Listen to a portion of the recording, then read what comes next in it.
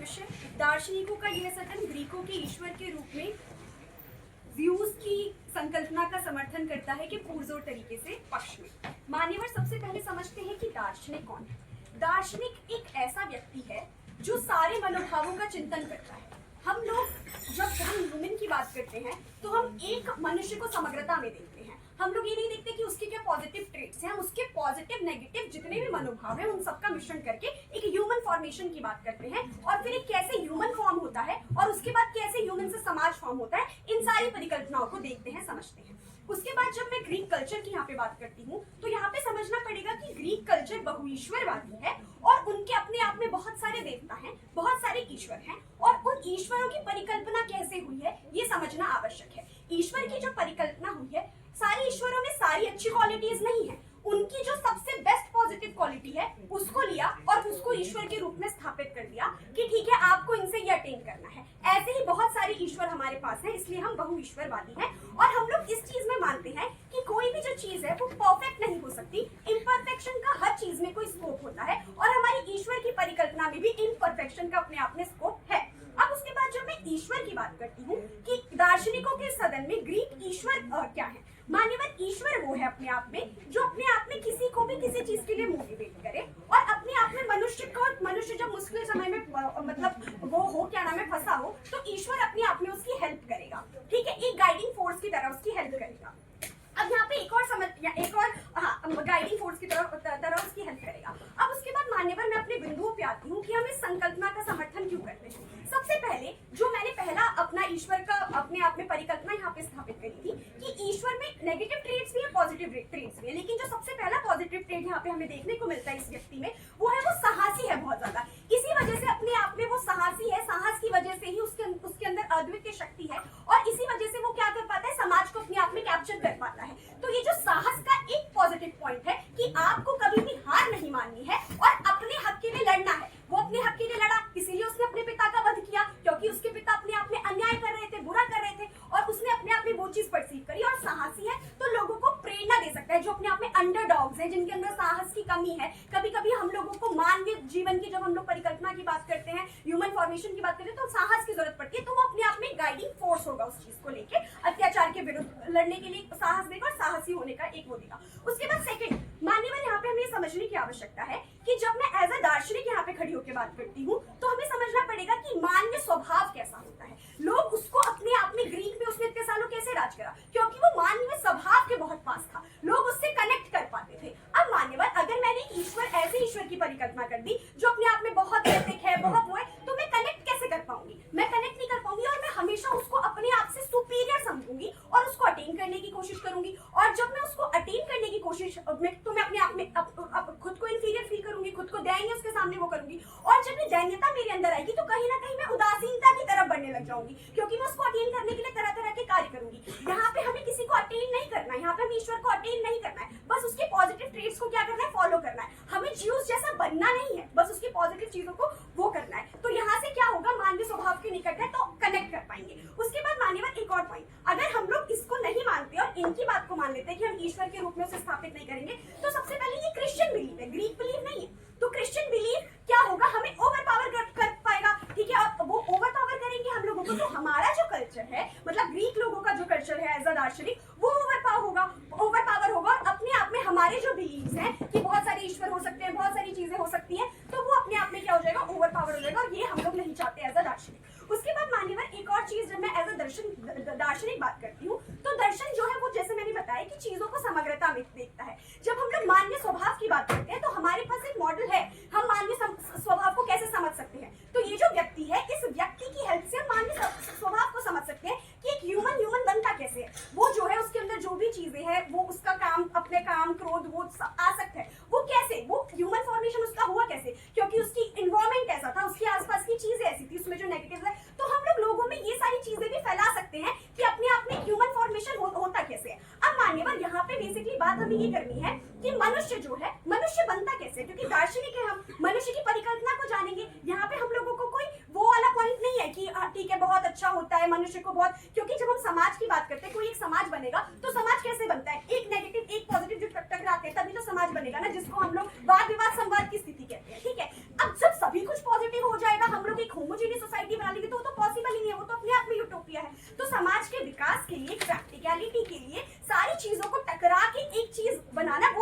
Important है, तो उसके लिए हमारा रोल मॉडल होगा एज अ दर्शन। और एक और पॉइंट और अंतिम बिंदु ये है कि हम किसी डेलुलू में नहीं डाल रहे किसी ह्यूमन को कि अच्छा ये बहुत मतलब डेलुलू स्पेस है, बहुत अच्छा स्पेस है, यहाँ पे आप रहोगे तो ये होगा, नहीं।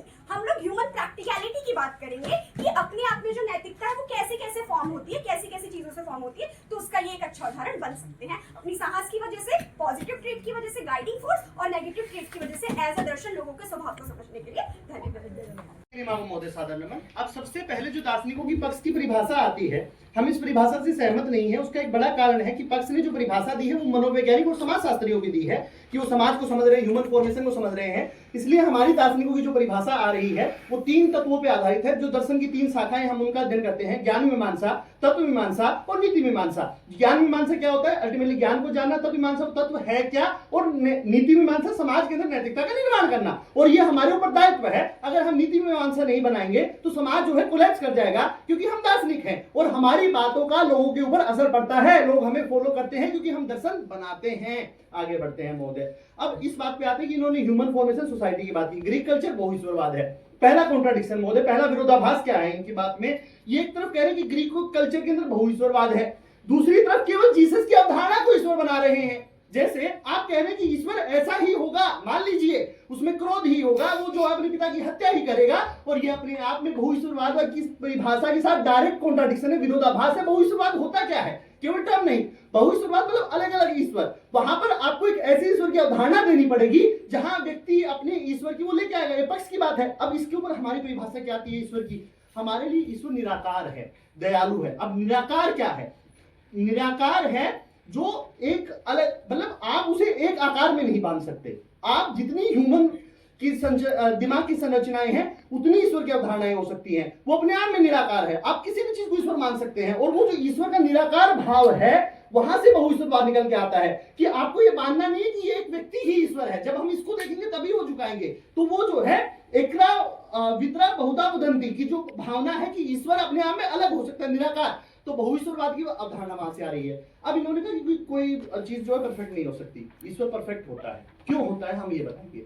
पहले ईश्वर की आवश्यकता क्यों है? ईश्वर की आवश्यकता इसलिए है सोसाइटी में ताकि लोगों को मोटिवेशन मिले। अब महोदय, इनकी डिबेट में एक जो संकीर्णता है वो यह है, जब संदर्भ में साफ साफ लिखा गया है कि उसके अंदर क्रोध है, आसक्ति है। आसक्ति क्या है? आप किसी चीज से डिटैच नहीं हो सकते। इन्होंने कहा केवल साहस है, केवल साहस है। जब मुझे क्रोध आएगा मैं कुछ भी करूंगा। एक ईश्वर आपका जब कुछ भी कर रहा है तो इंसान में सही गलत का पैमाना कैसे आएगा? जो नीति शास्त्र है दार्शनिकों के तौर पे ऐसे ईश्वर की समर्थन करते ही नीति शास्त्र सबसे पहले गिरेगा। एक क्रोध के तौर के ऊपर एक सोसाइटी का कभी फॉर्मेशन नहीं हो सकता। क्यों नहीं हो सकता? क्रोध हमेशा से मनुष्य के खिलाफ रहा है कि आप किसी को मार दीजिए, आप किसी के ऊपर दया मत कीजिए, आप कुछ मत कीजिए, सब कुछ वहां से बदल जाएगा। अगली बात पे आते हैं। इन्होंने कहा आसक्ति, अटैचमेंट। आप किसी चीज से अटैच हैं, जैसे अटैचमेंट है। अब मैं किसी चीज के प्रति प्यार में हूं, फिर मैं देखूंगा नहीं कि समाज का भला हो रहा है कि नहीं हो रहा। अगर मुझे मेरे राज्य से प्यार है, मुझे मेरी सत्ता से प्यार है, तो मैं उसके लिए कितने ही लोगों को मरवा दूंगा। तो क्या आप सोसाइटी में चेंज नहीं चाहते ऐसे दार्शनिक? क्या सोसाइटी को आगे नहीं बढ़ाना चाहते? क्या सोसाइटी का जो है आपको उद्देश्य केवल वही तक रखना है कि लोग उसे मान ले? ठीक है, अगली बात करते हैं। इन्होंने कहा कि मुश्किल समस्या में उठिए, एक नेगेटिव भी होता है, लोग नेगेटिव ट्रेंड होते हैं। महोदय, हम है दार्शनिक, हम बताएंगे। हम जो है तर्क करते हैं, मास जो है फॉलो करती है, ईश्वर वर्शिप करती है, वो सही गलत को नहीं समझ पाएगी। क्यों नहीं समझ पाएगी? आप ईश्वर को परफेक्ट मानते हैं, ईश्वर की पूजा करते हैं, ये कह रहे हैं कि हम दोनों ट्रेड दे देंगे, केवल पॉजिटिव मान लेंगे। भाई इस बात का आधार क्या है? वो नेगेटिव नहीं मानेंगे। मुझे मेरी बात को जस्टिफाई करना है। ह्यूमन नेचर क्या होता है? जस्टिफाई करना होता है। मानव स्वभाव अपने आप में इस बात को करना चाहता है। तो दार्शनिकों का गोल क्या है? आदर्श समाज की स्थापना करना है, जिसके लिए सद्गुणों को बढ़ावा देना है, और हम एक ऐसी निराकार ईश्वर को लेके आएंगे जो अपने आप में दयालु होगा, जो अपने आप में परफेक्ट होगा, एक सोसाइटी के लिए आइडियल होगा, और आइडियल के तौर पे नीति, पैमाने, विधि का निर्माण होगा। विधि कहां से निकलती है? समाज की, आपकी सामाजिक नैतिकता से निकलती है। नैतिकता दार्शनिक बनाते हैं। और आपके दर्शन में अगर किसी को मानना सही है तो फिर रेप करना भी सही होगा, क्योंकि उसने शक्ति के आधार पर किया था, कंसेंट से नहीं किया, अपनी क्वालिटी नहीं दिखाई। मेरे पास शक्ति है, मैं कितना भी दैत्य हूं, कुछ भी हूं, मैं समाज के अंदर ऐसा कोलैप्स करूंगा, ऐसी अनार्की लेके आऊंगा, अराजकता लेके आऊंगा, कोई ऑर्डर नहीं आएगा। तो ये प्रॉब्लमेटिक है। अगली बात जी, इन्होंने कहा मानव स्वभाव के पास था। अगर मानव स्वभाव के पास था तो आपको ईश्वर की आवश्यकता क्या है महोदय? मानव अपने आप को ईश्वर मान लेगा। अपने आप को ईश्वर मान लेगा तो मैं अपनी सारी कमियों को जस्टिफाई कर दूंगा, और समाज के अंदर जो है अपने आप में अनार्की ले आऊंगा। किसी को मानना भी सही है, मैं ही ईश्वर हूं, मानव स्वभाव के नजदीक है। हमें मानव स्वभाव की नजदीकी नहीं जांचना, कैसा होना चाहिए, दर्शन इसकी बात करता है, समाज कैसा होना चाहिए इसकी बात करता है। ठीक है, इन्होंने कहा मानवीय स्वभाव को समझ पाएंगे कि मानव ऐसा क्यों बना, मानव की स्वभाव को समझना साइकोलॉजी का काम है। दूसरी बात, अगर हम दार्शनिक हैं तो हमें यह भी बताना पड़ेगा कैसा मानव स्वभाव होना चाहिए, कैसे वो लोगों के तौर के ऊपर उनके समर्थन को लेकर चलना चाहिए, वरना जो समाज है उसके अंदर अगर अन्याय हो रहा है, कल को आप ये कह रहे हैं आपका ईश्वर क्रोधित भी है, आपकी ईश्वर के अंदर ये सारी समस्याएं भी हैं, तो कनेक्ट कैसे करेंगे? इन्होंने कहा तो निराकार से व्यक्ति आसानी से कनेक्ट कर पाएगा, एक निश्चित फॉर्म से मुश्किल होगा। जैसे मान लो मैं दयालु हूं, मुझे दया दिखानी है, आपने दया का प्रोपेगेंडा करना है, तो मुझे जब दया के तौर पे जाना है तो आपका ईश्वर हमेशा क्रोध वाला है, उसके अंदर दया की कोई वो नहीं है, तो आप कभी सुधार ही नहीं करेंगे, उससे कनेक्ट ही नहीं कर पाएंगे। हमारे वाला निराकार ईश्वर है, जितने आप उनकी संरचना को मानेंगे उससे भी कई ज्यादा उनकी संरचनाएं हैं, तो कनेक्ट कर पाएगा, सोसाइटी में आइडियल दे पाएगा और एक ऐसा ईश्वर आ पाएगा जो सत्य के तौर पे लेके जाएगा। और ऐसे दार्शनिक हमें सत्य को जानना बहुत आवश्यक है, इसलिए हम केवल नहीं कह सकते कि मानव ने एक धूर्तता को पकड़ा है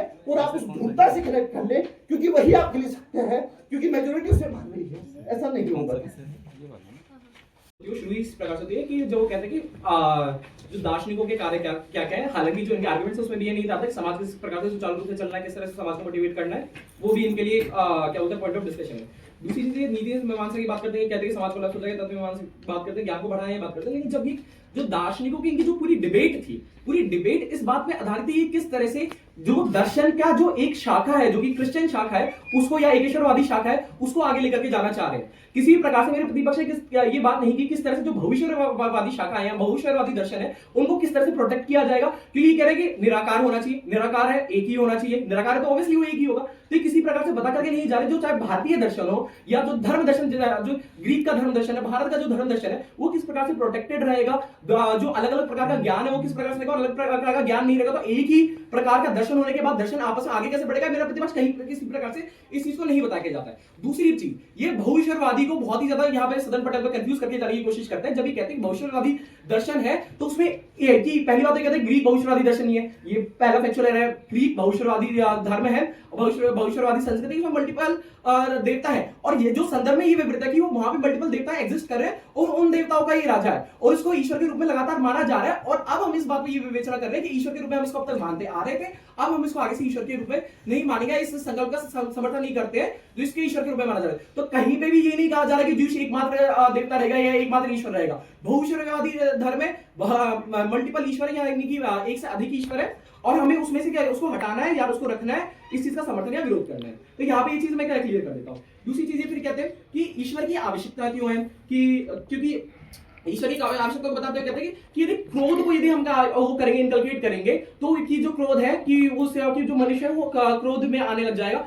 तो मोदी का ये आर्गुमेंट था, ये आर्गुमेंट में एक बड़ा फ्लो ये निकल करके आ रहा था कि ये मान करके चल रहा है कि क्रोध में होने का मतलब ये है कि अपना आपा खो देना। मोदी क्रोध अपने आप में एक नेगेटिव टर्म है या एक नेगेटिव ट्रेट है, ये भी इनकी भ्रांति है। किस आधार में माने कि क्या सभी मनुष्य से ये कोशिश करते हैं कि हमेशा कभी क्रोध हो ही ना, क्या मनुष्य को रिएक्ट कर देना बंद कर देना चाहिए, क्या मनुष्य में सामाजिक प्राणी होना बंद कर देना चाहिए। क्रोध यदि नेसेसिटी तो ऐसा कौन सा मनुष्य जो क्रोध को कर पाया। तो इनके अपने दर्शन में क्या होता है कि जो ये मनुष्य की बात करें या एक आदर्श मनुष्य की बात करें वो अपने आप में अनएटेबल हो जाता है। तो मतलब कहीं ना कहीं जो क्रोध है हमें उसको एम्ब्रेस करना है, उसको हमको किस प्रकार से यूज करना है, कि जिस प्रकार से जीसस ने किया किस प्रकार से किया कि उसके जो पिता अत्याचारी थे, जो उनको मार देते, उनके प्रति उनका क्या बोलते हैं उन अत्याचारों के प्रति उसका क्रोध था, उस क्रोध को उसने एम्ब्रेस करके उसको साहस दिखाया और साहस से उसको वहां से हटा दिया, उसको मार दिया। तो इस प्रकार से मोदी हमें जो इन ट्रेट्स को भी एम्ब्रेस करने की जरूरत है। और साथ साथ में यदि आप चाहते हैं कि जो ऐसा व्यक्ति जिसको क्रोध की समस्या है तो उसके पास दूसरे ईश्वर की भी अवेलेबिलिटी है कि जहां से उस चीज को देख सकता है। भविष्यवादी दर्शन हो या धर्म होता ही क्यों, ताकि मनुष्य अपनी स्थिति के अकॉर्डिंग, अपनी रिलेटिबिलिटी के अकॉर्डिंग अपने आइडियल्स को चुन सके और उन आइडियल्स की पूजा करके या उन आइडियल से प्रभावित होकर के आगे निर्णय ले सके। परंतु इस चीज की बात कहीं पर करके ही नहीं जाते। इनका भविष्यवाद का जो पूरा डेफिनेशन या जो पूरा अंडरस्टैंडिंग थी वो बिल्कुल ही गलत थी। अब वो ये कहते हैं कि किसी तरह यदि इस तरह से मारना जस्टिफाइड है तो फिर रेप करना भी जस्टिफाइड है। तो महोदय मुझे आप ये बताएंगे फिर इस तरह से आप क्या तो तमाम दर्शन, तमाम धर्म है, तमाम चीजें जो बात करते हैं कि हमें प्रतिकार करना चाहिए, हम जो बात करते हैं कि हमें अन्याय के खिलाफ लड़ना चाहिए, आप उनको खंडित कर देते हैं। फिर तो कृष्ण का कंस को मारना गलत था, राम का रावण को मारना गलत था, जितने लोगों ने अन्याय के खिलाफ लड़ाई की वो अन्याय करना गलत है या और इस चीज से मतलब जस्टिफाई कैसे होता है कि ये रेप करना इज ए नेगेटिव ट्रेट। वहां पे आप अपनी एक क्या बोलते हैं जो ये दुष्कर्म करने की बात करते हैं वहां पर आप क्या कर रहे हैं, किसी के साथ गलत कर रहे हैं। लेकिन आप यहां पर उन्होंने क्या किया, गलत का रिस्पॉन्स किया उसको मार करके, आप अन्याय के खिलाफ लड़ करके।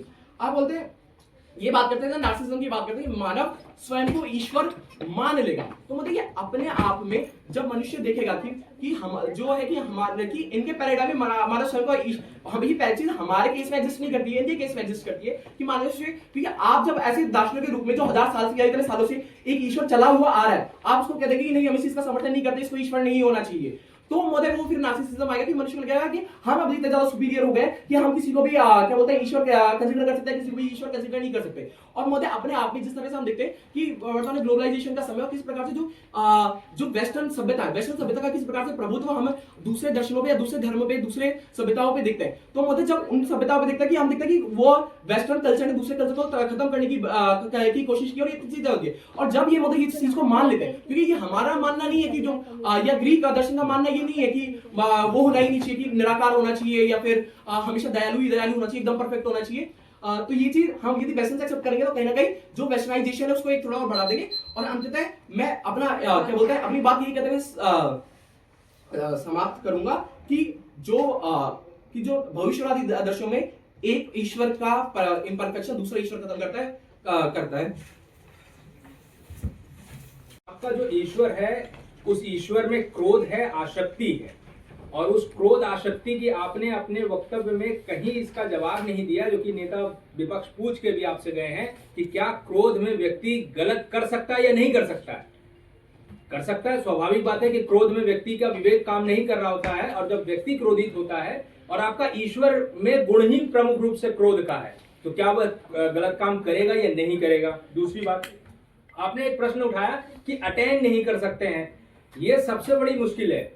जैसे नेता विपक्ष ने कहा कि अगर कोई व्यक्ति दयालु है लेकिन आपके ईश्वर में तो दयालुता का कोई चिन्ह ही नहीं है, तो वो उसको कैसे अटेन करेगा। जहां तक हमने बात की कि निराकार है, तो आप जिस भी रूप में उसको अटेन करना चाहते हैं उसको अटेन कर सकते हैं। तो अटेन करना, उस ईश्वर को, सर्वोच्च शक्ति को अटेन करना किसमें ज्यादा सुलभ हो कि आप किसी भी रूप में उसको देख सकते हैं, या फिर आपने एक रूप बनाया हुआ है उसमें ही आपको देखना है, कौन सा ज्यादा मुश्किल है, इसका जवाब आपको देना चाहिए। दूसरा, आप कह रहे हैं कि क्रोध जो है आप मान भी रहे हैं कि वो नेगेटिव है, लेकिन आप कह रहे हैं कि हमेशा नेगेटिव नहीं होगा। ये तय कौन करेगा कि हमेशा नेगेटिव कौन रहेगा या नहीं रहेगा, ये तय करने का आपने पैमाना कोई तो दिया नहीं है। और दूसरी बात, आप कह रहे हैं कि ये केवल एक देवता है, एकमात्र देवता नहीं है, लेकिन आप नेता पक्ष और उपनेता पक्ष दोनों आ गए, लेकिन उन्होंने किसी दूसरे देवता का नाम ही नहीं लिया कि दूसरा भी किसी प्रकार का देवता। आप केवल ये कह रहे हैं कि बहु ईश्वरवादी है, लेकिन किसी दूसरे देवता का उदाहरण तो आपने दिया नहीं कि ग्रीक साहित्य में कौन सा है जो दया, करुणा और प्रेम को आगे बढ़ाता हो, ऐसा तो कुछ आपने बताया नहीं।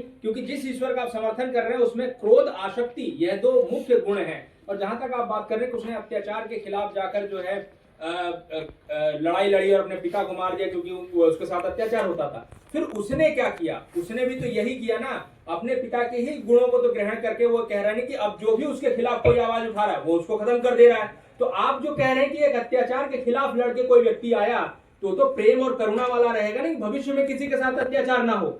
लेकिन वो अत्याचार के खिलाफ लड़कर आने के बाद उसने किया ये है कि अब वो एक बड़ा अत्याचारी हो गया कि उसके खिलाफ बोलने वाले को भी वो जो है खत्म कर दे रहा है। तो ये किस प्रकार का आदर्श दे रहे हैं। दूसरी बात जो विपक्ष ने आपत्ति उठाई है कि दार्शनिकों के सदन में रहकर दार्शनिकों के मत के अनुसार क्या आप आदर्श व्यवस्था की तरफ बढ़ना चाहेंगे या नहीं। मनुष्य हमेशा आदर्श व्यवस्था की तरफ बढ़ने की कोशिश करता है। हाँ, और देवता वर्सेस जो ईश्वर की अवधारणा वो अलग अलग होती है।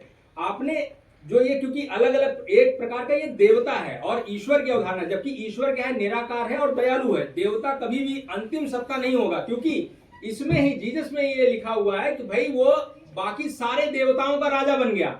हो सकता है कि उससे कोई दूसरा देवता और ज्यादा शक्तिशाली हो, वो उसका राजा बन जाए। तो आपके ये जो ईश्वर, देवता को ईश्वर बनाने में है, वह प्रॉब्लमेटिक है, वो समस्याप्रद है, इसलिए इसका समर्थन हम नहीं करते हैं।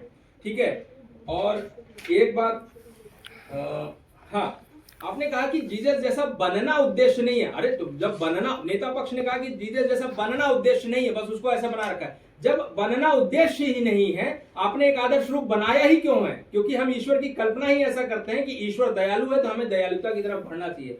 कौन सा दर्शन है जिसने ईश्वर की कल्पना की है और वो ये कहता है कि ईश्वर दयालु नहीं है और हमें ईश्वर जैसी व्यवस्था की तरफ आगे नहीं बढ़ना चाहिए? हर दर्शन इसकी बात करते हैं, लेकिन जो आप जिस दर्शन में जिस प्रकार की ईश्वर को आप समर्थन दे रहे हैं, वो तो अपने आप में आदर्श व्यवस्था की तरफ लेके नहीं जाता, क्योंकि उसमें तो मत्स्य न्याय वाली बात आ जाती है कि जिसके पास जो पावर होगी वो बढ़ जाए। हो सकता है कि जीसस के पास जो पावर थी वो सारे देवताओं का राजा बन गया।